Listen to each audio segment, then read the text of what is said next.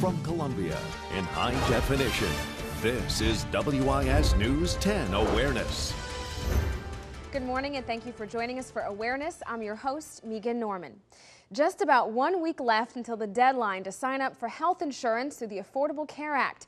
According to the Obama administration, 5 million Americans have signed up so far. Today, we're answering some last-minute questions to make sure you have the coverage you need. Joining us now is Rosalind Goodwin, Director of Policy Research for the South Carolina Hospital Association. Thank you so much for joining us this morning. Thank you for having me. Now, we had you on first back in October when Yes. the exchange first opened up, so now we're in March, close to the deadline. How have we been doing statewide with signups? Well, statewide, as of the numbers by the end of February, we have about 56,000 people in South Carolina who've signed up for coverage. Those are just the people who've signed up, though. Okay. There's just about 36,000 who've actually made their first month's premium. So those are the ones who actually have insurance right now through Okay. the marketplace. Now, how do those numbers stack up nationwide? Are they good numbers? Are they bad? Are they in the middle? We're kind of near the bottom. Our uptake or participation as far as enrollment in the marketplace ranks, particularly in our region of 7 states, we're next to the bottom. So we've still got a lot of work to do. There are over 336,000 people in South Carolina who are uninsured and qualify for financial assistance and tax credits to help them buy private insurance. So that's a lot of people Right. who do not know that they are able to get help and buy health insurance. Do you think they don't know, or do you think they're confused? Because there's been a lot of discussion going on, especially at the State House, with trying to nullify ACA. Yeah, it's a combination of both. People do not know, but there is certainly a lot of confusion. There's not been, our state has not been very receptive to the Affordable Care Act. We denied Medicaid expansion, and we also did not choose to do our own state-based marketplace. But just because we did not do a state-based marketplace does not mean South Carolinians do not have access to the marketplace. They have access to the federal marketplace. And I'm using the word marketplace. It's also known as the exchange, so those words are basically the same. Both of them are the online shopping mall for healthcare insurance. Well, let's clear the air as far as this nullification goes. Can lawmakers stop ACA from going forward? No, our state cannot nullify federal law. It is the law of the land. Our president has been reelected. Our Supreme Court has upheld it as constitutional. What is being debated now in our South Carolina Senate is not nullification, because the author of the amendment that's really leading the movement acknowledges that South Carolina cannot nullify federal law. What's being debated now are legislative ways to try to slow enrollment in South Carolina. So even if what they're debating does pass, it does not mean that they can shut down the marketplace or the exchange in South Carolina. Right. So people still have access to coverage. They'll have access to coverage even if something like this does pass, which I don't believe that it will. But South Carolina still have access to coverage through the healthcare law. Now, the 31st of March is the deadline. If people don't sign up by then, can they still sign up after that deadline, or is it over? It is the end of the first open enrollment period. The next open enrollment period will begin November 15th and go through February 15th of 2015. So you have until March 31st this year to get coverage this year. But after that, you will not be able to get coverage until next year. And that open enrollment period will begin in November, but coverage will not begin until 2015. Now, there are exceptions to that. If you have a qualifying event or a life-changing event, let's just say you give birth to a baby, you lose a job, or you have a change in income, you can apply to get an exemption to apply for marketplace coverage. But those are rare exceptions. We really do need people to understand that March 31st is the deadline unless you have a qualifying event that you appeal to get access to the marketplace. Right, hard and fast deadline. We got it. Yes.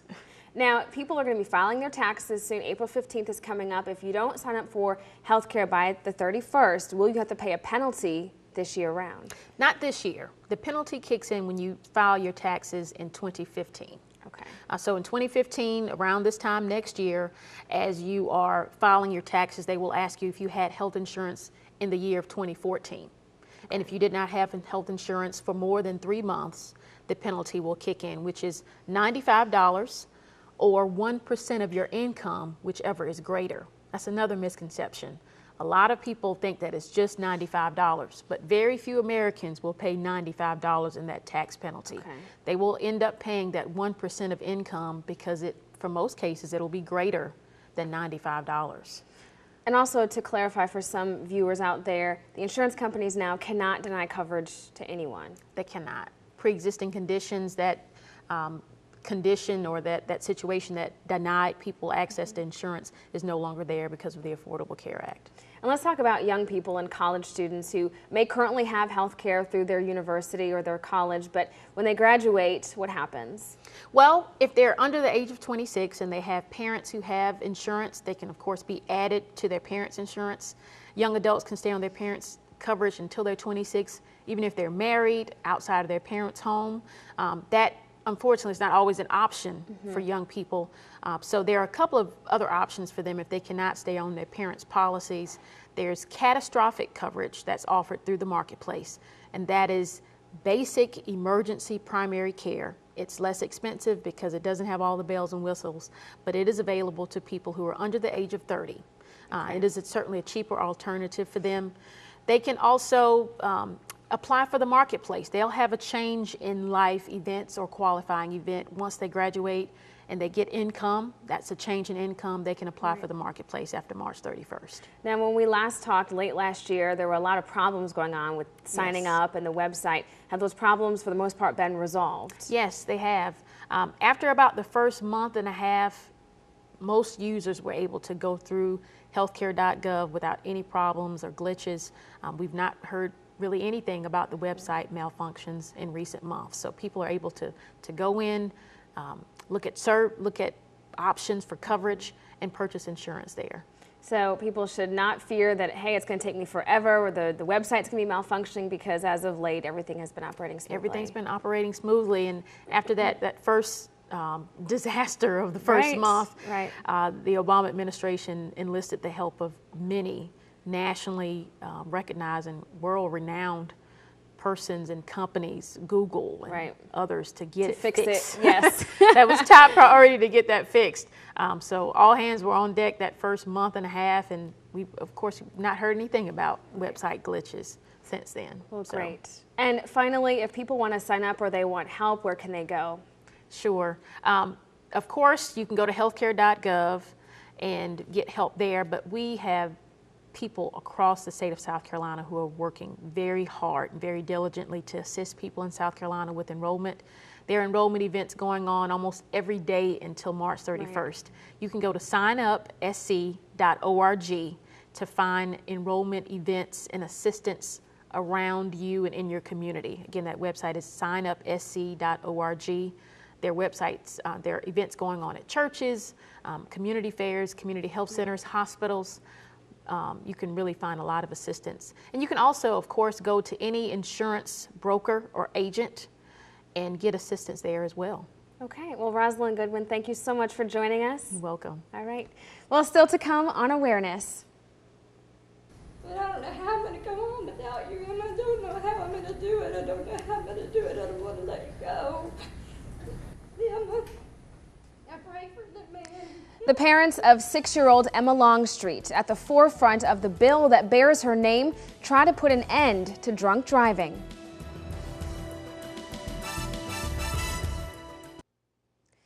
A young life cut short. 3-year-old Josiah Jenkins has died after he and his mother were hit by a drunk driver.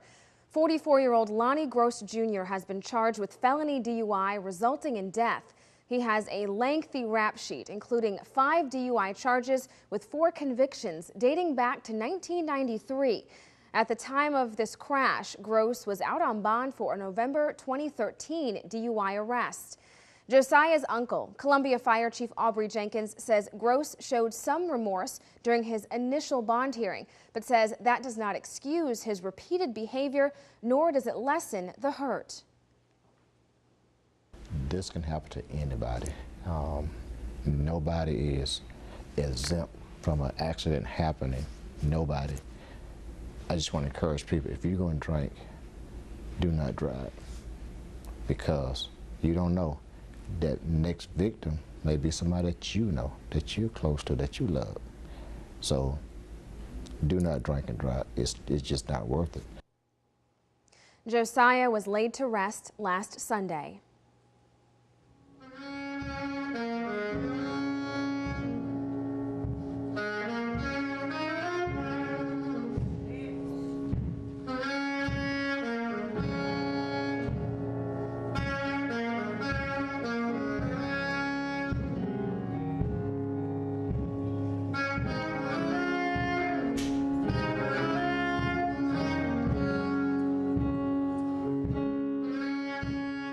We're so grateful that the Lord allowed us to meet this young man.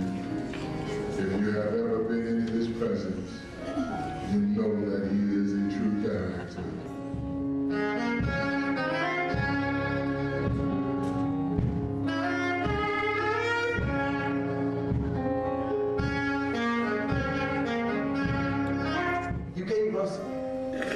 He gave this mother, this family, a beautiful gift one day. We gave them the sight.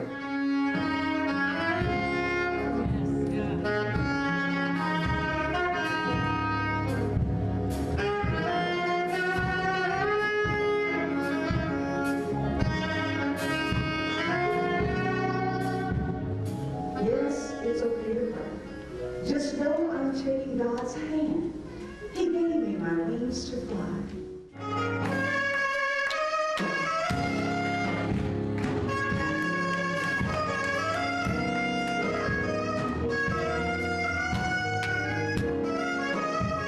I leave you with cherished memories, no sorrow or no pain, as I take my rest in the Master's arm. No, I'm the little angel that heaven has gained.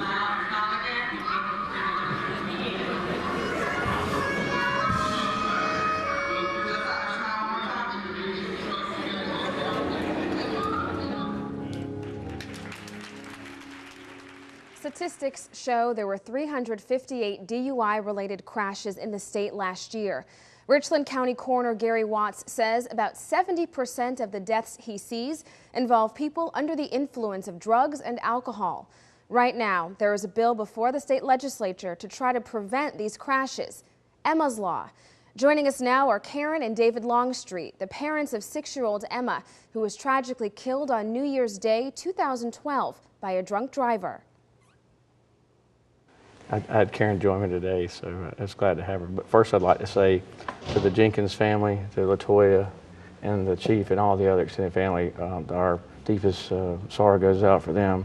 We are a broken heart too, and we will be grieving with them as well through their probably the toughest days. So I just want to know that our heart goes out to them first. Well, because both of you know firsthand what it's like to deal with that loss. And Karen, how has life been in the past 2 years? It's painful. People say, you know, one day at a time, but that's really not true. It's really like 5 minutes at a time. It's 5 minutes I can be okay, and 5 minutes I can be bursting out in tears. We have 3 boys who are amazing, and you know, they miss their little sister every day, and it's hard going from an even number of children to an odd number. There's just the balance is gone from our family.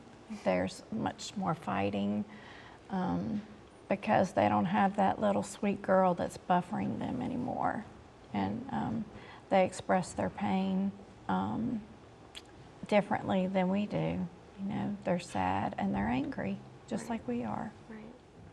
Now, there is a way that you all are, well, many ways that you're trying to keep Emma's legacy alive, and one of those includes Emma's Law, the bill that's in front of the state legislature right now. David, talk to me a little bit about what that bill entails. What the bill entails is that in 2009 there was a similar action where they tried to start the interlock program and doing some things with trying to do some things with the drunk driving issue. However, at that time they were not stiff enough. So this bill goes back and becomes I guess a strengthening, as we could say, to the existing laws. What it's basically trying to do is move from repeat offenders to first-time offenders, that they would have the ignition interlock at a certain blood alcohol content level, which we have already negotiated from the public drunk state of 0.08 by all states and federal to 0.12. So it would be mandatory to have Yes. that ignition interlock for repeat offenders and first-time offenders who have a BAC of 0.12. That is correct. If you blow higher than that and you choose to either not take a suspension of your license for 6 months with a fine that's pretty steep, you or take the other option to go with the interlock. Okay. We try to look at financials between people. They may take the option not to take it, but actually the cost for the interlock for installation and for the 6 months that you would be in the first suspension for a 1 year DUI, I mean 6 months for the one first offense, you would actually be able to it costs you less than the fine would cost you. Well, Senator Joel Lowry, author of Emma's Law, I spoke with him a little bit earlier, about how successful this has been in other states, and he says it could actually help to reduce fatalities by up to 40%. Here's what he had to say. The legislation is designed to keep people like that from getting behind the wheel of a car. When I read about his multiple offenses and this latest incident where a child died, it absolutely it breaks my heart. It makes me very, very sad. It also makes me very, very angry that people like that just are so irresponsible that they get behind the wheel of a car after they've been drinking. I think about that accident. I think about the Emma Longstreet, who died a couple of years ago on New Year's Day on her way to church, all of 6 years old. I think it is critical in terms of having a highway safety program that works in South Carolina, and I think we will have failed the people of South Carolina if we're not able to do that. Do you think this bill will work, will stop people like Lonnie Gross? Yes, it's going to take this bill as well as other things like Senator Lowry was speaking, but we're trying to bring the scale back to the law-abiding citizens. We think that this bill will work. It will be a good step in the right direction as far as the number of DUI accidents, arrests are around 17,000 a year. Okay, out of that amount, those people get a slap on the wrist from what most people call a fine, or not even a day in jail sometimes. They just go out and they're done. And so they look at it as if it's a minor offense. But 80% of the people to 70% of the people kill on the second offense. So we've got to get the public more engaged and be more responsible with these devices, these ignition interlock devices. I brought one with me, and it's basically just a small handheld device that's not very expensive. These are $100 at Walmart. And it could really help save someone's life. Yeah, and you can actually get some that can attach to your iPhone for $50 by a breathometer. They have, if anybody's watched Shark Tank, they were presented during the 2000 Christmas holidays, 2013, and they're very inexpensive. They're non-invasive as far as hygiene is concerned. You can put them in a purse. You can put these in small duffel bags, because what we find is most people that are socially drinking, like we know that people are doing, I'd say the horse is out of the stable. We've got to create more training or teaching and education, and I thought that it was going to be bars that were going to have all the problems. But you're finding that it's restaurants. Well, and yes. This bill really, we hope, will start to make some changes. Correct. That Thank would be you so much. Yeah. We appreciate it. And we appreciate all the time that this news station is given to this, because it is an epidemic that's plaguing our state. Thank you. Thank you, David and Karen. Thank you. When awareness returns, a young man has a tall task in front of him, how he's helping high school students embark on a technological journey through the world of artificial intelligence.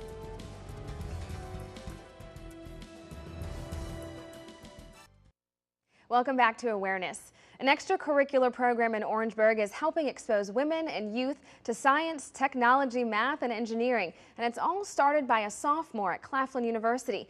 Eddie Massey III is the founder of Artificial Intelligence in Action. Thank you for joining us this morning, Eddie. Thank you for having me. Where did you get this idea to start this program? I started at a school in Ohio, and I noticed that there weren't a lot of women and minority students majoring in computer science or mathematics. So when I moved back to Orangeburg, I thought I'd do something to help solve the problem. And so now you have students meeting, every other Saturday to learn some of these advanced skills? Yes. So we focus on teaching robotics, because that's going to be the next future. It's going to be the next big boom, like how everyone has personal computers. People will have personal robots. And you've been doing this for how long? Started around October of last year, so hoping to expand this year. Right, because that could happen this summer thanks to the Clinton Foundation. Yes, so I'm now part of the Clinton Global Initiative University, so on the 21st I'll be traveling to Phoenix for the conference in hopes of raising money and making connections to help expand the program into a summer program. So what is your dream? Where do you see this program going? My dream is for it to be a summer program at Stanford University, bringing underrepresented youth from all over the country to teach them advanced robotics topics in hopes that they can help diversify the tech industry. Well, best of luck to you. It sounds like a very great, thorough program that a lot of students can benefit from. Yes. All right. Well, we'll be right back with the final thought. Every time you get in your car, you are taking a risk. Why compound that risk by drinking and driving? When you're on the road, it's not just your life you have in your hands. There needs to be justice for Josiah and Emma and all the others whose lives were tragically ended by the poor decisions of others. Unfortunately, laws do not stop criminals from committing crimes, but it's a start to raise awareness of the choices we make and the consequences. You can forever change your life and someone else's, so why not make a change for the better? Choose not to drink and drive. We would like to thank all of our guests this morning. Until next time, I'm Megan Norman. This is Awareness.